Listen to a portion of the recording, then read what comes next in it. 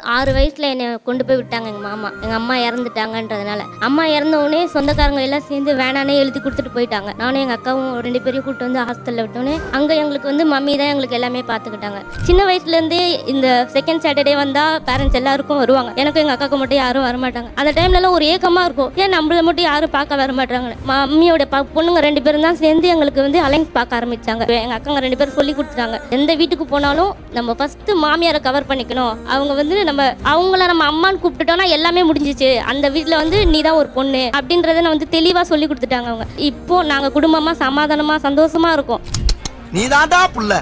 யோ பாத்தியா, இவன மாதிரி வீட்டுக்கு ஒரு பிள்ளை இல்ல, ஊருக்கு ஒரு பிள்ளை இருந்தாவே மழை ஹொட்டோ ஹொட்டோன்னு கூட்டி ஊர் செழிச்சு போகும்டா. ஏதோ கடமைக்கு பண்ணி வச்சோம் அப்படின்லாம் இல்லை. போய் விசாரிச்சு முறைப்படி எந்த பழக்கமும் இல்லை, கெட்ட பழக்கம் எந்த பழக்கமும் இல்லை. நாங்கள் கொடுக்க வேண்டிய சீர்வரிசை எல்லாம் கொடுப்போம். எங்கள் வீட்டு பொண்ணாவ அனாதன்ற வார்த்தையை நீங்கள் சொல்லக்கூடாது அப்படின்ற ரூல்ஸ் எல்லாம் சொல்லி தான் எங்களை வந்து கல்யாணம் பண்ணி கொடுத்தாங்க. அந்த டைமில் வந்து ஃபஸ்ட்டு எனக்குன்னு ஒரு உறவு வருது, நம்மலாம் வந்து ஒரு சொந்தம் நம்மளை வந்து பார்க்குமா, நம்ம குழுன்னு ஒரு குடும்பம் வருமா அப்படின்னு ஏக்கத்தோடு இருந்தேன். எங்களுக்கு நான் போய் தான் நாங்கள் எங்களுக்குன்னு சொந்தமாக ஒரு வீடு வாங்கணும் செங்கல்பட்டில்.